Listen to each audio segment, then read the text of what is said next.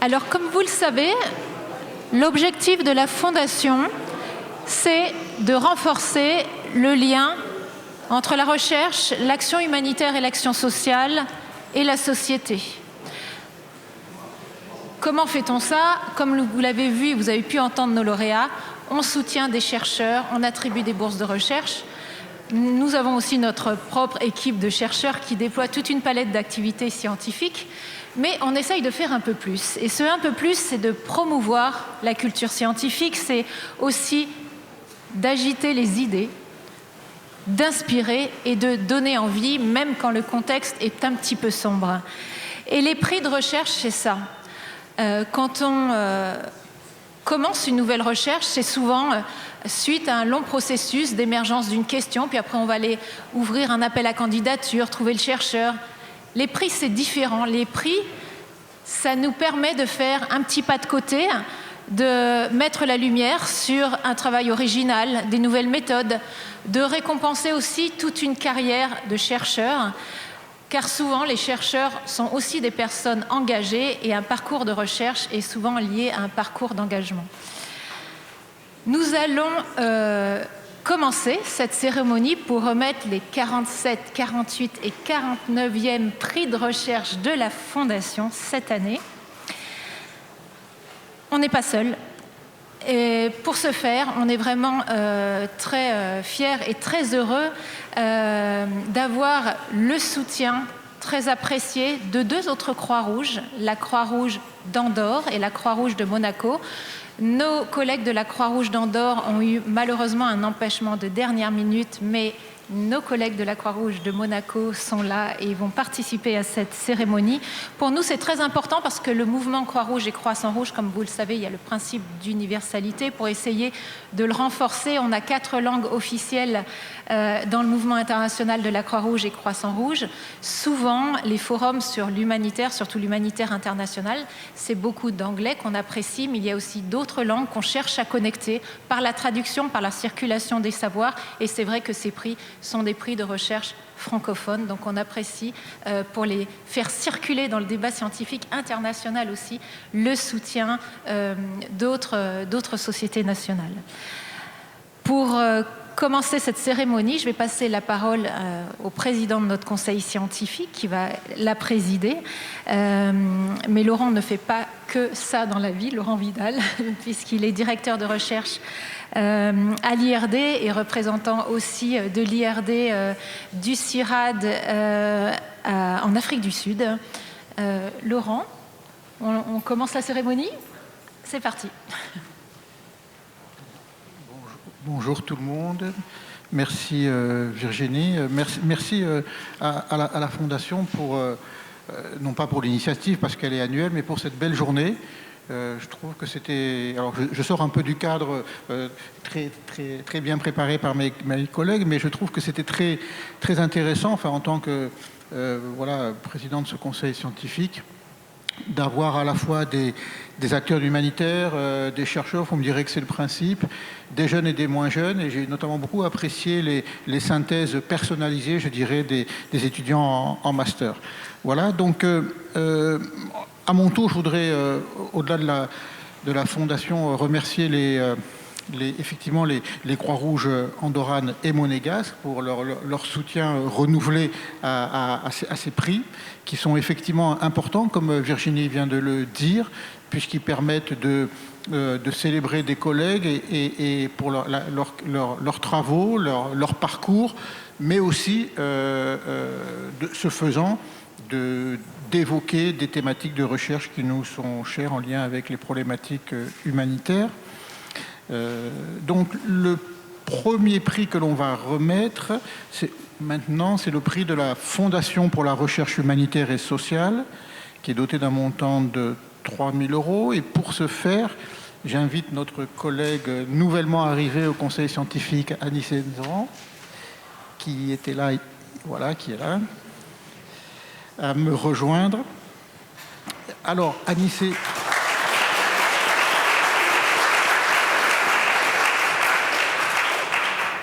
Donc Anissé Ndran est maître de conférence CAMES, donc c'est le Conseil africain émergent d'enseignement supérieur qui promeut à l'échelle régionale, enfin en tout cas francophone, les enseignants-chercheurs en Afrique, en histoire contemporaine à l'université Alassane Ouattara à Bouaké en Côte d'Ivoire.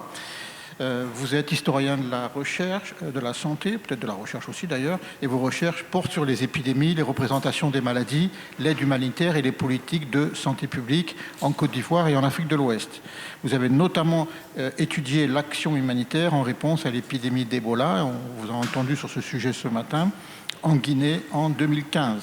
Et donc, comme je le disais à l'instant, vous êtes membre du conseil scientifique de la Fondation.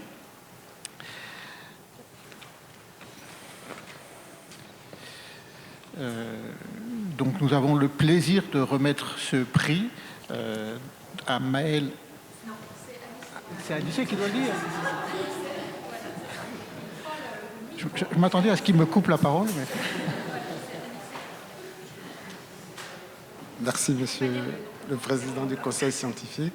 Merci, Madame la Directrice de la Fondation, Mesdames et Messieurs, chers collègues. Permettez-moi de grignoter quelques secondes avant d'annoncer le prix. Pour vous traduire ma profonde gratitude. C'est Hans Anderson qui le disait, la gratitude, c'est la mémoire du cœur. Donc, merci beaucoup de me coopter pour être dans cette équipe du conseil scientifique. Je suis arrivé à la Fondation Croix-Rouge française en 2005. Ma recherche de terrain a démarré en octobre 2015, Et 10 ans plus tard, donc pour nos noces d'étain, c'est le plus beau cadeau que je reçois, en m'intégrant dans cette équipe du conseil scientifique, de boursier à SP associé. Donc c'est la 3e marche. Jamais 203, c'est pas Virginie 3 qui dira le contraire. Merci pour tout, pour toute l'équipe. Vincent Léger, avec qui on a quand même fait des choses parfois très lourdes. Et puis Caroline Vitaglione, qui, par sa vitalité, nous a toujours accompagnés, et tous les chargés de mission qui sont passés par la Fondation. Merci à tous. Et j'espère que ce ne sera pas la dernière marche à la Fondation. Monsieur le Président, je ne logne pas votre poste. Je ne faisais pas allusion. Alors, revenons donc à ce qui nous réunit ce soir.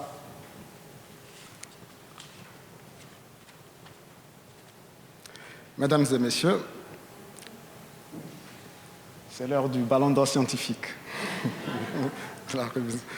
Le jury des prix de recherche de la Fondation Croix-Rouge française attribue le prix doté de la Fondation pour la recherche humanitaire et sociale à Madame Maëlle Calandra, pardon. Cassandra, c'est très ivoirien comme nom. Désolé, Maëlle Calandra, docteur en anthropologie, spécialiste des catastrophes.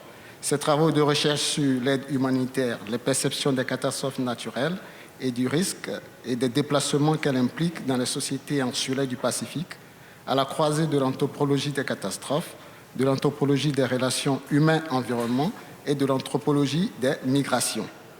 Alors, avant donc d'inviter Madame Maëlle Calandra à nous rejoindre, nous allons d'abord visionner son portrait vidéo et pour nous faire une idée de ses recherches. Merci. Je m'appelle Maëlle Calandra, je suis chargée de recherche en anthropologie à l'IRD, l'Institut de recherche pour le développement, et je suis affectée à l'URMIS, c'est l'unité de recherche migration et société à Paris.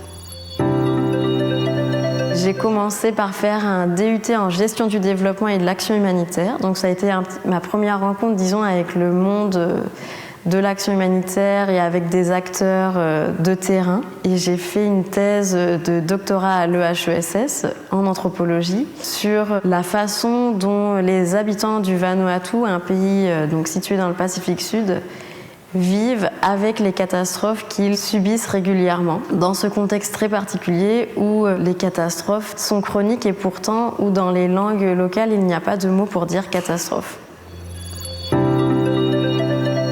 Dans le cadre de ma thèse, j'avais vraiment travaillé sur les conceptions locales de la catastrophe dans une île qui s'appelle Tongoa, donc sur ces conceptions particulières de la catastrophe, et j'avais pu mettre au jour que localement la catastrophe se rapportait et se définissait uniquement en fonction de l'état des jardins de subsistance, parce qu'ils permettent l'autosuffisance alimentaire des familles et que donc la catastrophe, elle se mesurait moins aux destructions sur les maisons, sur les infrastructures que dans les espaces de culture.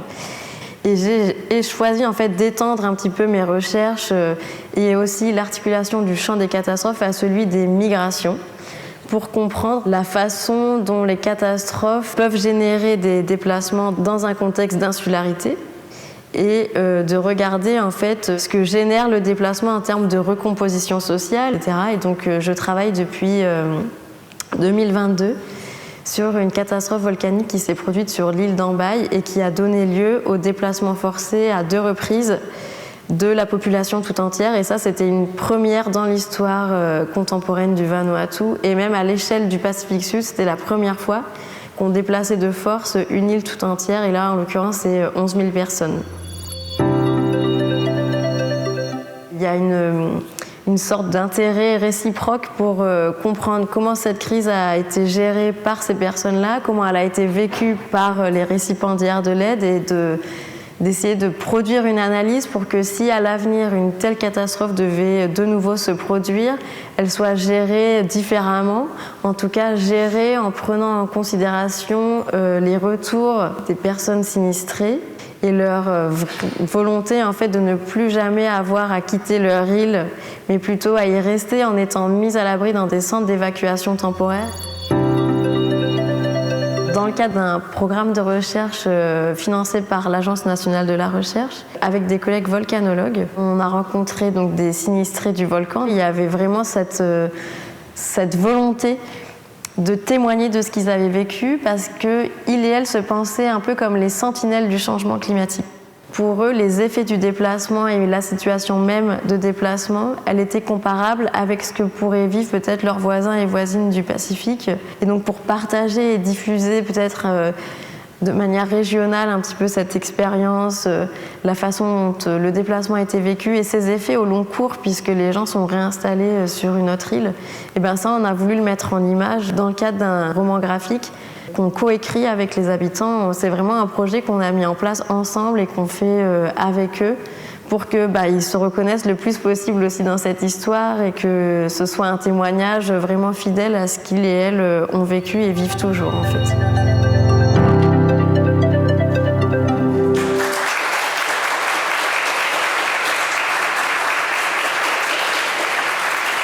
Merci. J'invite donc Val Calandra à nous rejoindre pour son prix.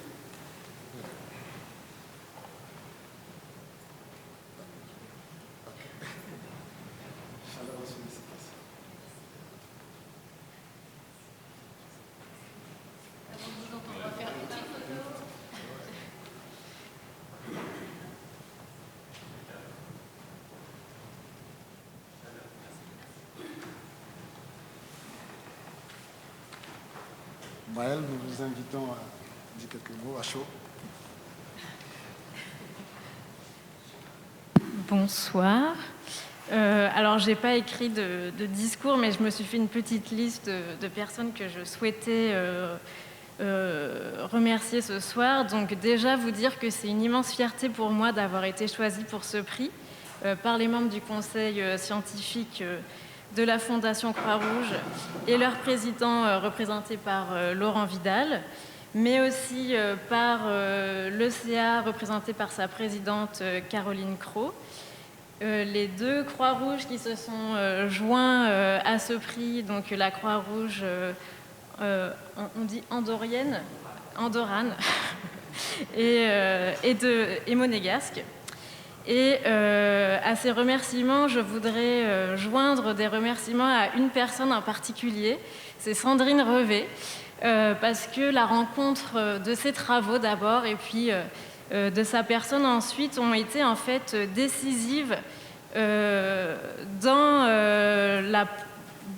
l'orientation de mes recherches et ma formation, mais aussi parce que sa pensée a permis de mieux former la mienne. Donc à ce titre, je voudrais lui dire toute l'admiration que je lui porte et aujourd'hui j'ai l'occasion de le faire solennellement, donc voilà, c'est chose faite.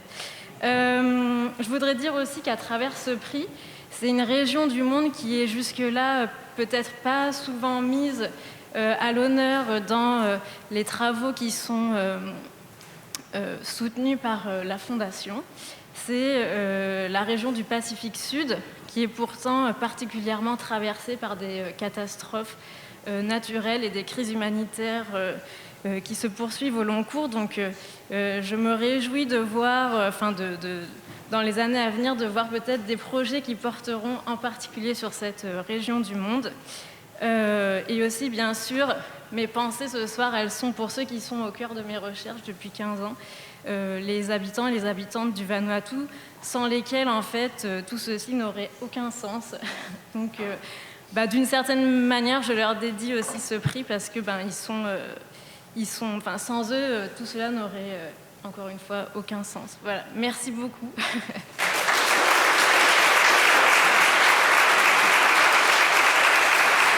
Merci. Je crois que vous allez rester quelques minutes. Vous resterez peut-être au pupitre. On ne vous lâche pas comme ça. Félicitations encore une fois. Et c'était très intéressant quand même de voir vos travaux, ce que vous faites, comment on passe de l'anthropologie de la nature aux travaux sur l'humanitaire et votre engagement et tout ça sur ces sujets. Aujourd'hui, on a eu des sessions des tables rondes qui abordaient la question sous d'autres de la localisation de l'aide et tout ça.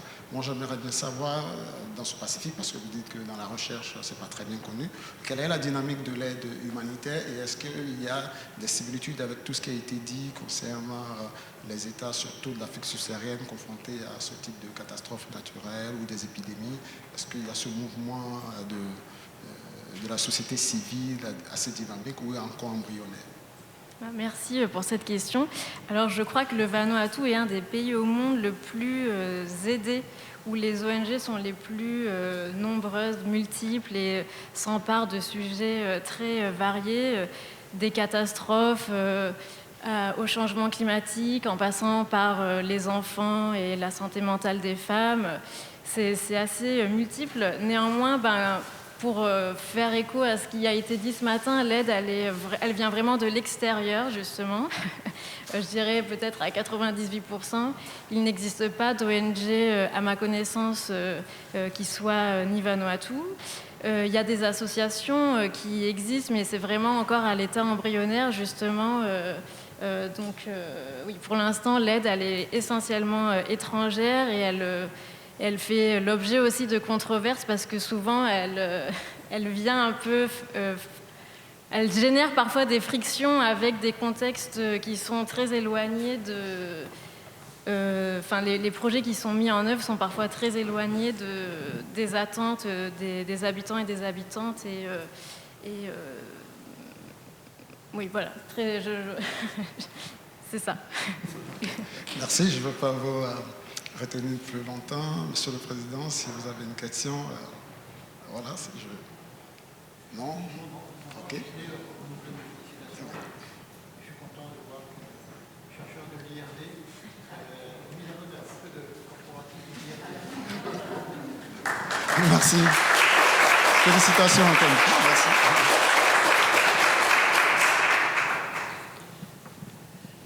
Merci Anissé et encore une fois merci et félicitations Maëlle. On va donc remettre maintenant le prix Avenir, doté d'un montant de 3 000 € et qui récompense une chercheur en devenir ayant soutenu sa thèse depuis moins de 3 ans et dont les travaux naturellement s'inscrivent dans les missions prioritaires de la Fondation. Et pour ce faire, j'invite Françoise Fromageau à remettre ce prix. Donc Françoise est médecin gériatre à Pont-l'Abbé en Bretagne depuis 1980. Elle a un long engagement au sein de la Croix-Rouge, d'abord localement à Pont-l'Abbé, puis au département du Finistère, enfin à la région Bretagne, qu'elle préside depuis mars 2017. Et en 2004, elle est élue administratrice nationale de la Croix-Rouge française.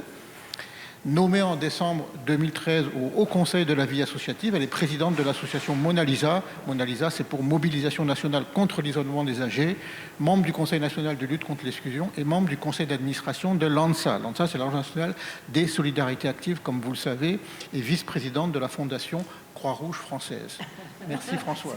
Merci. pour le moment. Merci Laurent de cette présentation un peu exhaustive. Donc j'ouvre l'enveloppe et tout le monde retient évidemment son souffle. Ah pardon, excusez-moi, oui, excusez-moi, comme je parle fort, mais ça doit être enregistré. Donc je vais lire, Mesdames, Messieurs, le jury des prix de recherche de la Fondation Croix-Rouge française attribue le prix Doté Avenir 2025 à Madame Rose André Faye, docteur en anthropologie, spécialiste des questions de drogue, addiction et genre, pour ses travaux de recherche en socio-anthropologie de la santé traitant des addictions chez les femmes. Et pour son engagement dans les institutions nationales, associations et médias, qui ont fait d'elle une interlocutrice précieuse pour porter au plus haut niveau les résultats de ses recherches et les pistes concrètes d'action qui en découlent. Voilà, donc je crois qu'on va regarder, comme pour Maëlle, une vidéo concernant Rose André qui doit être par là. Je ne la vois pas et il faut qu'elle se prépare à bondir sur l'estrade sitôt la vidéo terminée. À tout de suite, Rose. Je m'appelle Rose André Faye, je suis socio-anthropologue sénégalaise. Je suis actuellement chercheuse postdoctorale à l'IRD. J'ai d'abord été formée à l'université Cheikh Anta Diop de Dakar. J'ai obtenu un master et puis un doctorat en anthropologie. J'ai intégré le CRCF, le centre de recherche de l'hôpital Fann, où j'ai commencé à travailler sur les questions de vulnérabilité sociale, sur les drogues et ensuite plus tard sur les épidémies émergentes. Alors le premier travail qui m'a été demandé de faire, c'était d'aller faire une immersion au centre de prise en charge intégrée des addictions, qui est un centre pilote en Afrique de l'Ouest de prise en charge moderne des addictions et de la réduction des risques. Et très vite, un détail m'a frappée, c'est-à-dire que les femmes étaient invisibles, presque invisibles dans le dispositif. Et donc, je me suis engagée sur une thèse avec le soutien financier de l'ANRS. Cette thèse a montré que les femmes n'étaient pas seulement un groupe hétérogène, mais un groupe divers avec des profils sociaux et de consommation divers, loin des stéréotypes. Elles sont souvent associées à des travailleuses du sexe ou à la précarité. Et donc, j'ai documenté des profils sociaux divers et de consommation d'héroïne, de cocaïne, mais aussi de médicaments prescrits tels que le tramadol, mais également de l'alcool et du cannabis. En m'engageant sur ces questions-là, je voulais répondre à deux questions principales. D'abord, sur le plan opérationnel, comment rendre accessibles les services de réduction des risques pour les femmes et répondre à leurs besoins réels. Et ensuite, sur le plan académique, quelles sont leurs expériences, leurs particularités et leurs trajectoires. Les sciences sociales permettent de replacer dans le contexte social et culturel. Cela permet aussi de connaître comment les personnes concernées perçoivent les interventions et de mieux les adapter. Et ensuite, cela permet de rendre visibles les populations marginalisées, comme les usagères de drogue que j'ai rencontrées, et de connaître leur expérience et leurs besoins.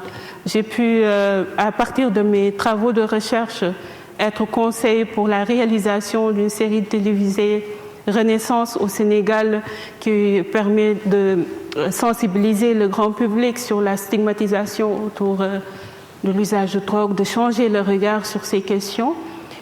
Et ensuite, à travers le RICIDAF, Réseau scientifique drogue en Afrique de l'Ouest, j'ai coordonné, présidé le colloque CIDAF en 2024, Sciences sociales et drogue en Afrique de l'Ouest, qui était un moment de rencontre, de dialogue entre chercheurs, soignants, mais aussi communautaires.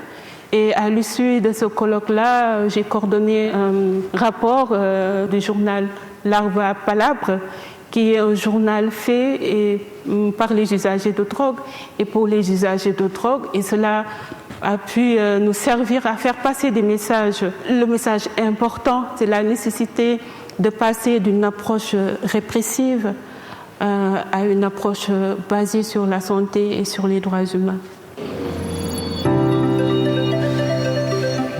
Pour aller plus loin, j'aimerais mettre en place des recherches participatives, de créer des outils pour les travailleurs de terrain notamment, pour qu'elles ne soient pas simplement théoriques ou académiques confinées dans une thèse ou dans des articles de recherche, mais que cela puisse améliorer un peu les interventions, les politiques des drogues, mais aussi la santé des femmes.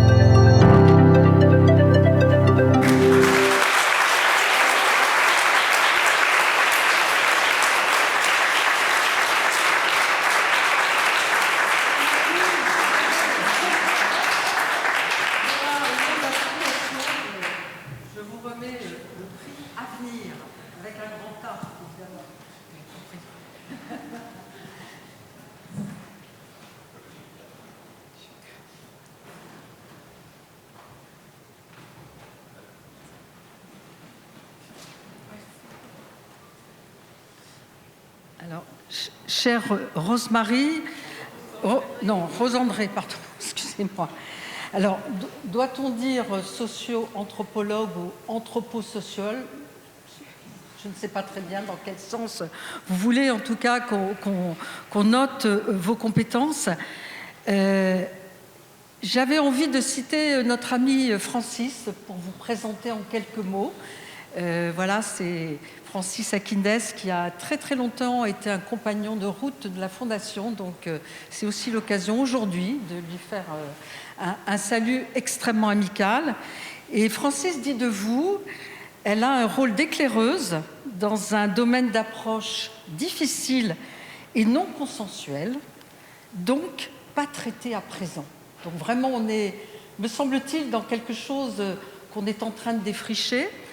Vous avez travaillé donc sur les femmes usagères de drogue qui parfois sont invisibles, vous l'avez dit, sur lesquelles on porte parfois aussi un regard stéréotypé et qui sont de ce fait abandonnées ou exclues des lieux de soins ou de prévention. Donc je voulais en tout cas que vous nous en disiez quelques mots, puis après je vous poserai des questions, mais je vous laisse en tout cas dire quelques mots.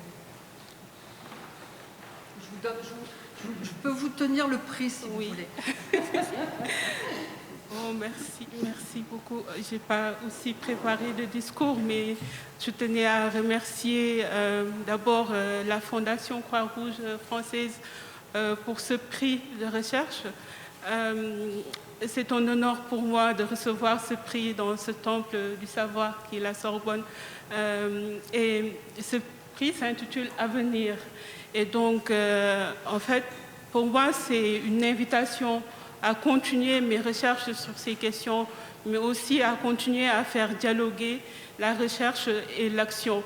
Et donc, je voulais aussi remercier toutes les institutions qui ont contribué à ce travail, en particulier au Sénégal, avec l'Université Cheikh Anta Diop, avec le professeur Sylvain Faye qui a encadré mes travaux, mais aussi le centre de recherche de l'hôpital Fann avec les coordonnateurs nord et sud de l'ANRS, mais également remercier le centre de prise en charge intégrée des addictions avec tous les acteurs de la réduction des risques, mais en particulier les médiatrices, les femmes usagères de drogue qui font de l'aller vers, qui m'ont permis de rencontrer ces femmes. Et je leur dédie en quelque sorte ce prix parce qu'elles ont aussi trouvé du sens à se raconter, à reconstituer leur trajectoire, pouvoir participer à l'amélioration des connaissances, mais aussi à l'amélioration des interventions qui leur sont proposées.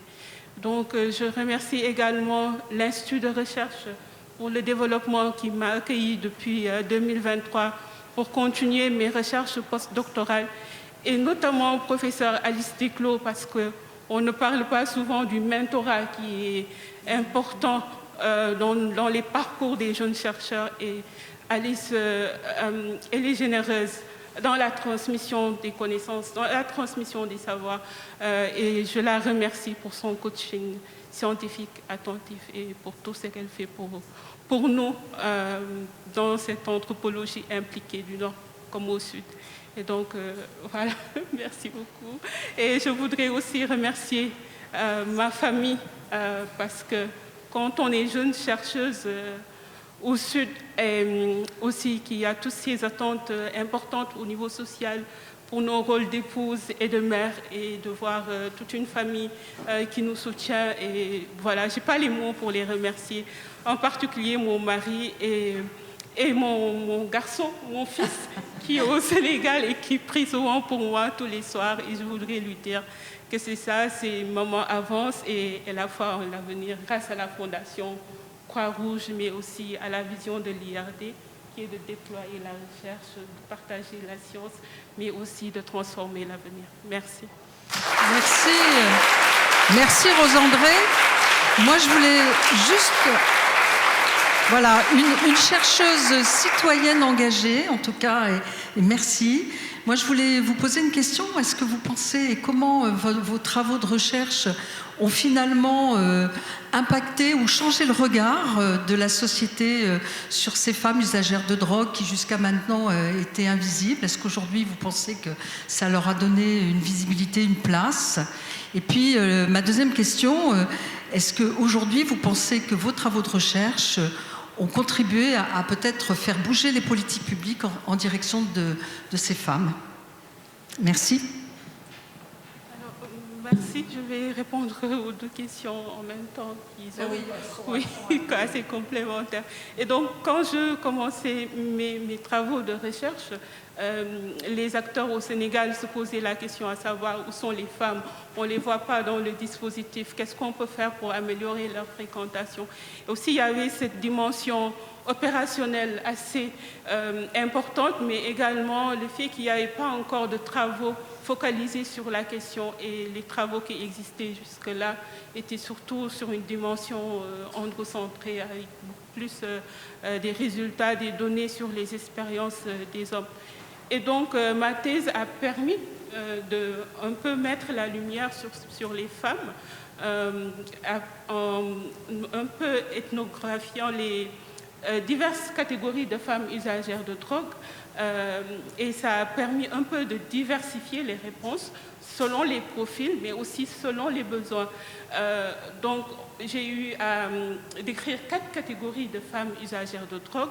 Des femmes qui se nommaient anciennes, qui étaient dans le dispositif, déjà dans le dispositif de réduction des risques, qui étaient sous traitement méthadone, mais qui avaient des besoins en termes de santé sexuelle, mais aussi des besoins liés au corps. Et donc, il y avait aussi d'autres femmes dans les associations de travailleuses de sexe et dans les quartiers populaires qui faisaient surtout face aux conséquences dues à la criminalisation liée à l'usage de drogue, mais aussi au travail sexuel. Il y a également des femmes qui consomment dans un contexte festif, qui avaient des besoins en termes d'intervention mobile, parce qu'elles souhaitent se cacher à cause de la stigmatisation. Voilà. Donc ces femmes aussi qui consommaient le tramadol et qui posaient la question fondamentale du fait d'avoir accès à un traitement lié à la douleur, mais également comment associer aussi la prévention due à l'addiction. Et des acteurs de la réduction des risques essaient de diversifier leurs réponses par rapport à ces catégories-là que j'ai identifiées. Et voilà, tout ce que je peux en dire. Et aujourd'hui aussi, on a parlé beaucoup de mobilisation associative. Et donc, une des catégories que j'ai interrogées, que j'ai rendues visibles, les femmes enceintes qui essaient de se mobiliser, de créer... Voilà, essayer de se mobiliser. Donc, on a une émergence des questions de genre dans les associations locales. Et voilà, ces associations-là aussi ont besoin d'être accompagnées pour une autonomisation dans le long terme. Mais aussi, il faut que la recherche arrive à documenter l'intersectionnalité de ces mobilisations-là. Merci. Voilà. Merci.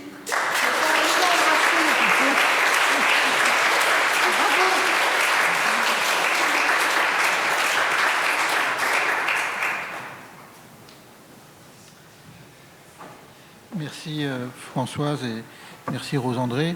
Je me permettais juste d'ajouter un mot en félicitant Rose André, puis en rendant aussi hommage au travail du centre du CRCF à Dakar, à l'hôpital de Fann, dont on a vu quelques images dans la vidéo qui vous a été consacrée, et dont Alice Desclos, ici présente, a été une des porteuses, qui est un exemple, je pense, vraiment admirable de partenariat scientifique, mais aussi financier et politique, je dirais, entre des institutions françaises et sénégalaises, et qui s'est emparé très tôt de la problématique du VIH pour évoluer sur des sujets non moins sensibles comme les addictions.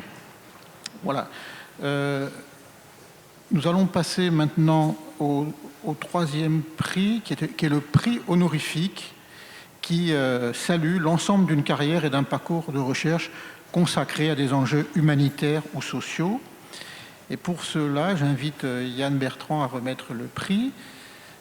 Yann Bertrand est fonctionnaire depuis 2005. Il a exercé plusieurs fonctions de direction au sein de l'administration monégasque, notamment au contrôle général des dépenses, avant de rejoindre le Conseil national, où il a occupé pendant 5 ans le poste de chargé de mission pour le budget et l'économie. Et en 2020, en pleine période de crise sanitaire donc, il s'engage au sein de la Croix-Rouge monégasque, d'abord en tant que bénévole, puis il est recruté en tant que directeur administratif avant d'être nommé le premier directeur général de l'entité en 2024. Yann Bertrand représente aujourd'hui la Croix-Rouge monégasque, partenaire, comme on l'a dit, des prix de recherche 2025 de la Fondation Croix-Rouge française.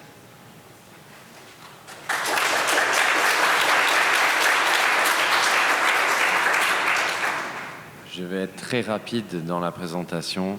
Je pense que je suis le dernier d'une longue journée de discussion. Et on sera tous ravis de pouvoir attribuer le prix.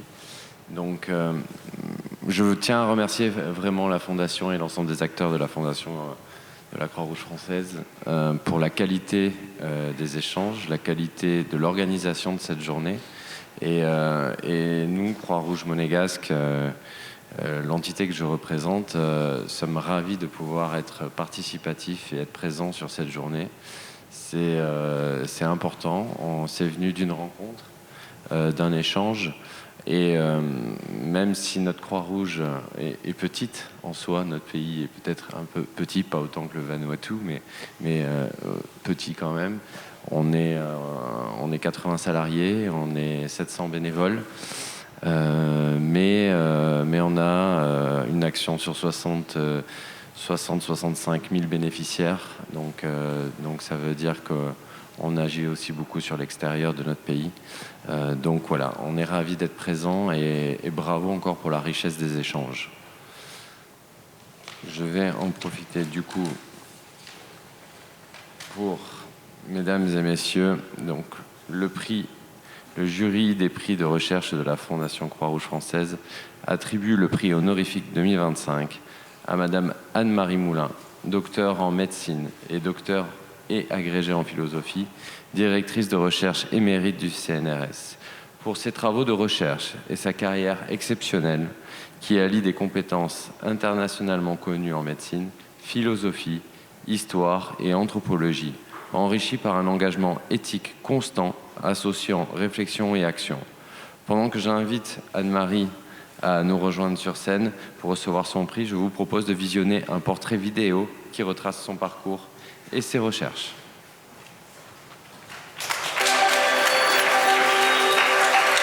Je m'appelle Anne-Marie Moulin et je suis née à Clermont-Ferrand, loin de toutes les frontières.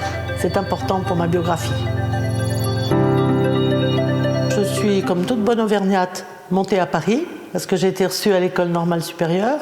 Et donc là, j'ai fait des études de philosophie, mais parallèlement, j'ai commencé ma médecine et je l'ai terminée ensuite pendant que j'enseignais la philosophie à l'université de Clermont-Ferrand. Ça a été très décisif parce que toute ma vie a un fil rouge, c'est le double exercice de la philosophie, sous forme essentiellement d'enseignement, et la médecine. La philosophie peut paraître abstraite, et je pense que je souhaitais avoir un terrain dont je tirerais une certaine expérience.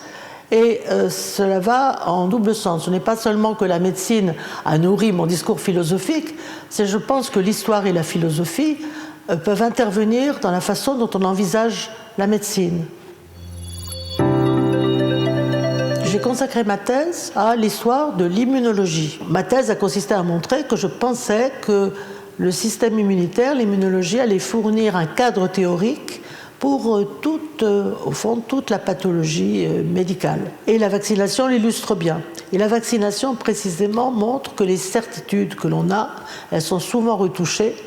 Et quand on me pose la question, est-ce que vous êtes pour ou contre la vaccination, je réponds toujours que je ne suis ni pour ni contre, ce n'est pas une religion, mais que je suis pour la vaccination pour certaines personnes, dans certains pays, dans certains contextes, et que je me refuse à être adepte pur et simple de la vaccination avec un grand V. Et je pense que c'est important, en particulier pour les recherches sur le terrain, puisqu'actuellement, les vaccinations sont un des axes possibles d'intervention humanitaire. J'ai pris l'exemple de la vaccination parce que je pense que dans le débat sur la vaccination, on voit bien qu'il y a plusieurs facettes. Il y a d'abord le problème scientifique. Est-ce que les vaccins sont dangereux? Est-ce qu'il y a des contre-indications, etc. Un sujet sur lequel la science travaille. Mais il y a aussi la signification symbolique et sociale de la vaccination.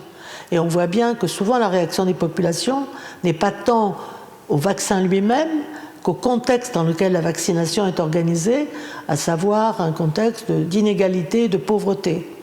En fait, le refus des vaccins est quelque chose qui traverse l'histoire et qui a toujours la signification d'une aspiration à un meilleur traitement et une défiance vis-à-vis du pouvoir médical et du pouvoir tout court. Je pense que tout ce qui favorise le dialogue, la meilleure compréhension du terrain, en particulier dans les pays arabes et les pays musulmans, font l'objet de beaucoup d'incompréhension. Et il faut adapter ces actions à une culture qu'on connaît mal. Et ça, c'est très important. Je l'ai éprouvé particulièrement en Afghanistan, où il y avait une recherche très importante, et les acteurs étaient très demandeurs. Parce qu'on ne peut pas faire un enseignement, une formation du personnel de santé sans comprendre comment les personnes elles-mêmes vivent les mesures de santé. Et ça, je pense que la plupart des acteurs en sont conscients. Et ils sont demandeurs. Mais c'est une longue patience. Et les situations de guerre ne sont guère favorables au développement de la recherche. Je suis très intéressée, comme pour le coup historienne de la santé internationale et de la diplomatie sanitaire internationale, et là la Croix-Rouge est tout à fait dans ce contexte, et je suis intéressée par l'évolution de la Croix-Rouge. Moi, là, je serais partisan d'une recherche sur la recherche sur la Croix-Rouge, mais là c'est peut-être quelque chose, pas tant pour moi que pour mes étudiants, qui s'intéresseront certainement à ce qui est quand même une activité nouvelle au sein de la Croix-Rouge.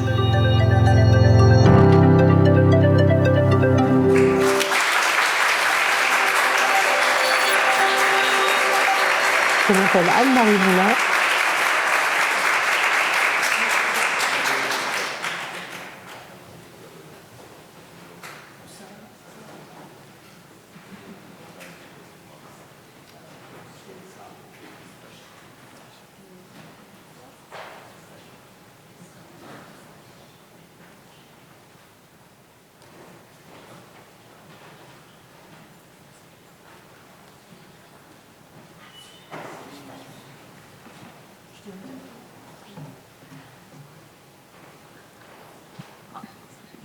Plus petite.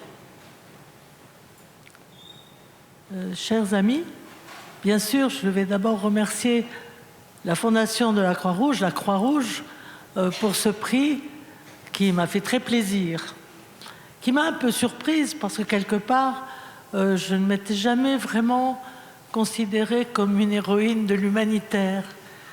À dire vrai, le terme même d'humanitaire était un peu étranger, enfin... au départ, la Croix-Rouge, pour moi, c'était un acteur historique extraordinairement important, mais très particulier, dans la mesure où c'était lié à la recherche, aux soins apportés aux soldats, en particulier sur le champ de bataille. Une vieille histoire depuis Ambroise Paré, et j'étais tout à fait admirative de la façon dont la Croix-Rouge avait eu une action féministe que, à mon avis, on oublie souvent. C'est la Croix-Rouge qui a beaucoup encouragé l'action des femmes comme infirmières, avec une formation renommée dans ce domaine et illustrée par une catégorie de dames particulièrement sortant de milieux aisés et qui bravaient les interdits liés plus ou moins à la recherche et à la manipulation des corps humains. Et cette formation de la Croix-Rouge, à une époque où les femmes pratiquement n'entraient pas en médecine, surtout en France par rapport à d'autres pays comme l'Angleterre ou la Russie, c'était extrêmement important parce que c'est elles qui ont porté la profession, en particulier pendant la Première Guerre, où elles ont été considérées de façon extraordinaire comme les anges aux côtés des soldats. D'autre part, l'humanitaire, je me suis aperçu progressivement au cours de ma longue carrière que l'humanitaire était un domaine qui avait cessé de croître. Et en particulier, quand j'ai pendant 10 ans participé à une activité qui s'appelait, un groupe qui existe encore d'ailleurs, qui s'appelle le COMED, qui apportait des soins aux demandeurs d'asile, j'étais étonné de voir que finalement l'humanitaire, le champ de l'humanitaire ne cessait de grossir en raison précisément de la carence des pouvoirs publics ou de la carence de beaucoup d'organisations à venir en aide aux migrants, aux sans-papiers, d'autant plus que la situation des sans-papiers s'était aggravée par le fait que dorénavant, ils n'avaient plus droit au travail. Et que donc, paradoxalement, la médecine venait apporter un appoint décisif, en particulier en matière de santé mentale, à des gens qui ne demandaient qu'une chose, à travailler et à avoir une vie comme tout le monde. L'humanitaire, donc, depuis cette date, c'est-à-dire il y a plus de 20 ans, n'a cessé de croître, à tel point que quelque part, on peut se demander si tous les domaines ne sont pas touchés par l'humanitaire.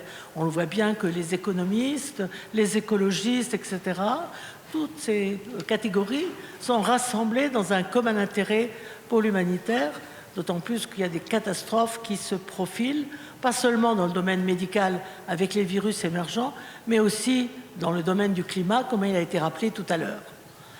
Voilà, pour toutes ces raisons, l'humanitaire est devenu un énorme champ de recherche et je suis heureuse, d'une certaine façon, de saluer son épanouissement, même si je pense que la clé de beaucoup de choses demeure dans la chose publique et dans la politique. Je suis heureuse aussi de voir dans cette salle beaucoup d'amis et de proches, en commençant par ma famille, mais aussi des camarades d'école du primaire et des amis de plus fraîche date, un journaliste qui est dans la salle, une amie chercheuse et, quelque part, Laurent lui-même, qui est un collègue d'ancienne date quand j'étais à l'IRD. Avec tous ces remerciements, je vous souhaite de beaucoup travailler dans l'humanitaire qui a besoin de vous.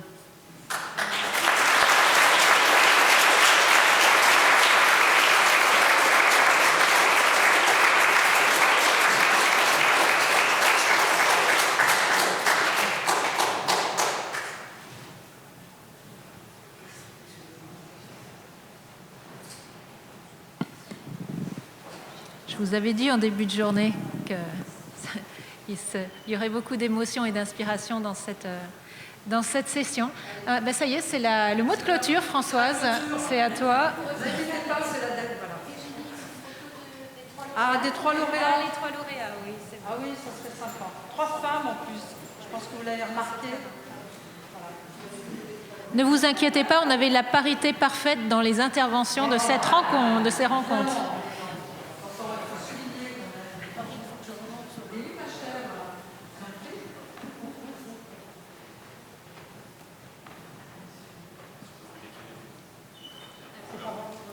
De taille ? D'âge ?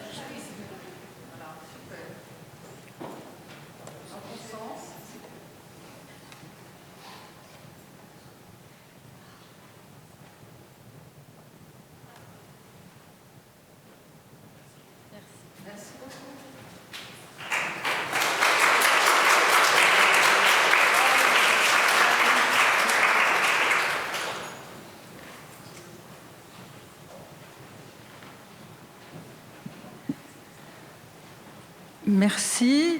Et bon, moment quand même important pour la Fondation.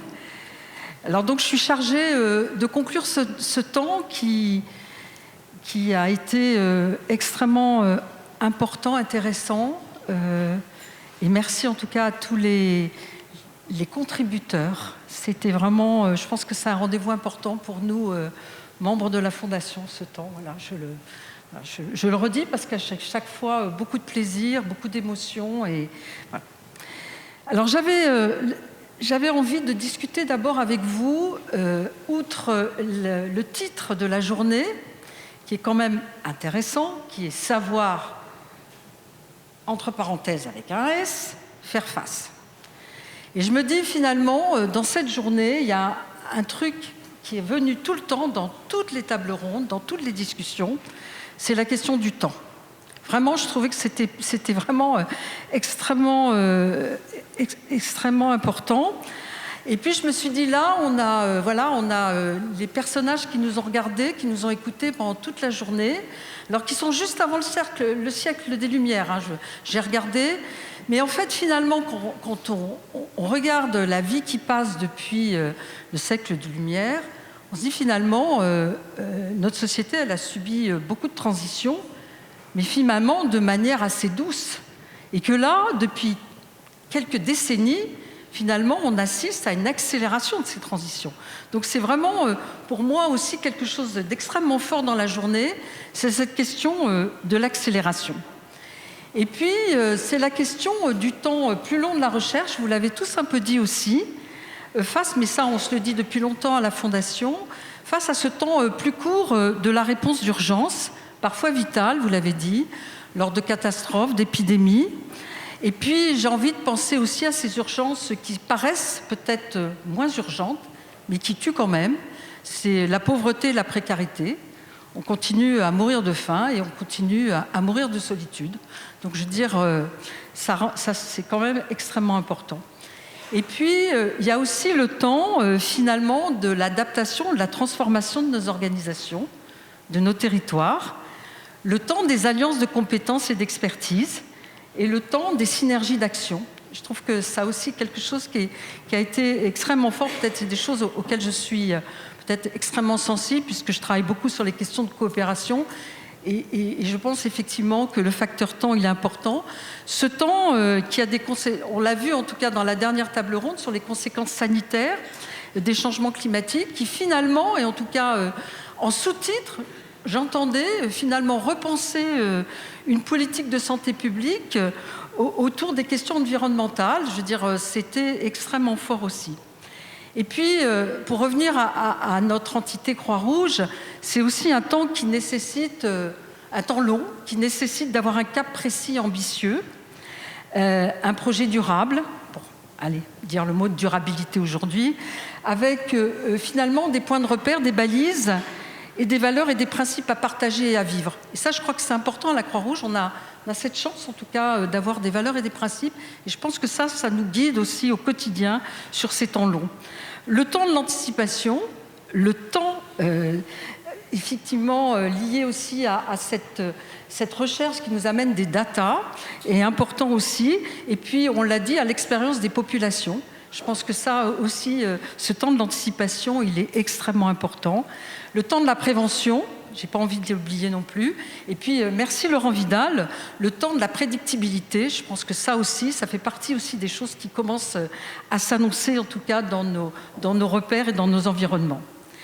Alors finalement, le temps, un savoir, des savoirs, finalement, ce temps pour co-construire ces savoirs, c'est aussi, moi en tout cas, c'est comme ça que j'ai vécu la journée, je ne sais pas si vous serez d'accord avec moi, mais c'est vraiment ce temps et ces savoirs, finalement, qui légitiment notre action et qui légitiment, finalement, faire face. construire des savoirs partagés, diversifiés. Alors on a beaucoup parlé évidemment des savoirs scientifiques et des savoirs profanes, mais on a parlé aussi des savoirs scientifiques et des savoirs traditionnels. Ça, c'était aussi intéressant sur tout ce qui concerne l'anticipation catastrophe. Et puis, cette idée aussi, et vous l'avez dit, en tout cas les lauréats l'ont dit, ce besoin de recherche collaborative, ce besoin de recherche participative et également ce besoin de recherche, je dirais, interdisciplinaire, parce qu'on voit bien là, effectivement, qu'on a besoin, en tout cas, de regards partagés. Alors, ces travaux de recherche, finalement, au-delà de nous donner des travaux de recherche, et on aime bien aussi, je dirais, en France, avoir cette preuve de la recherche, je veux dire, ces mesures d'impact, enfin voilà, on travaille beaucoup sur ces questions-là. Mais pour moi, la recherche, elle a peut-être aussi une autre fonction, et ça aussi, je trouve que c'était éclairant dans cette journée, finalement, qu'elle facilite et qu'elle crée cette prise de conscience collective, finalement, de se dire, les choses, ça y est, hein, on est devant le mur, et prenons collectivement conscience de ce qui se passe.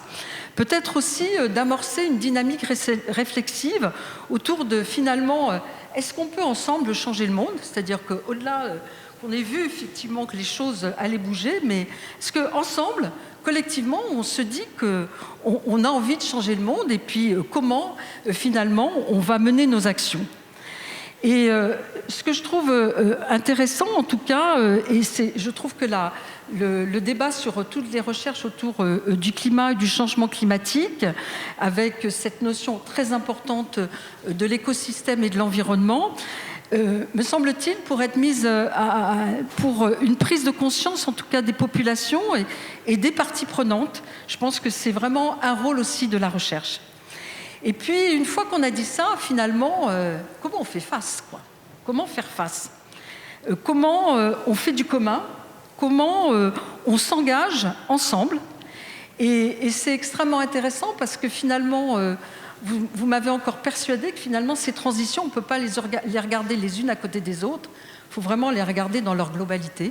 On ne peut pas regarder la transition démographique sans regarder la transition sociale ou sociétale, la transition climatique, la transition économique ou la transition numérique. Je pense que c'est des transitions qui sont complètement en interrelation et qui finalement deviennent, pour moi, une question politique et sociale, un changement de société. Et finalement, la vraie question qu'on doit se poser, c'est comment on mobilise les citoyens, comment on embarque le plus de monde possible dans cette aventure, avec tout ce que vous avez dit autour des questions d'autonomie. On a beaucoup travaillé autour de la localisation de l'aide, mais les questions d'autonomie, elles sont aussi évidemment incontournables sans les questions de confiance, de non-instrumentalisation et cette notion d'intérêt général. Et puis la question de l'empowerment et puis la question de la confiance. Donc ça, je pense que cette mobilisation citoyenne, elle est vraiment autour de ces questions-là. La question aussi de la démocratie locale. On a parlé de gouvernance, on a parlé d'autodétermination, on a parlé de justice sociale. Et je pense que ça aussi, c'est extrêmement important. C'est finalement comment on mesure aussi cette force extrêmement transformatrice de l'engagement, avec vraiment la place importante qui a été donnée aujourd'hui sur la participation, en tout cas, des personnes concernées et des bénévoles. Et puis, vraiment cette question d'ancrage territorial, de l'expertise, en tout cas, grâce finalement à cette proximité, expertise des besoins locaux, des réponses locales, et puis finalement aussi cette importance des réseaux. Et les réseaux, ça impose évidemment ces questions d'échange, de partage et de transversalité.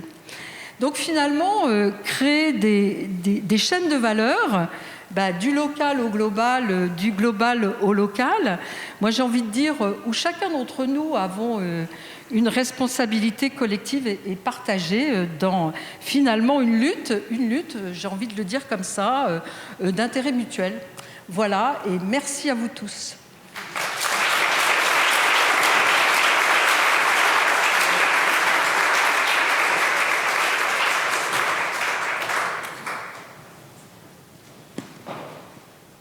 Les prochaines, c'est dans un an. Et donc, en attendant, vous pouvez nous retrouver au campus de la Croix-Rouge française où on organise régulièrement des pauses culture recherche avec des chercheurs, des auteurs ou des artistes. On a aussi nos webinaires L'Instant Recherche aussi qui font dialoguer les disciplines entre elles et les organisations. Donc, bienvenue, restons en contact et merci encore d'avoir été là toute la journée.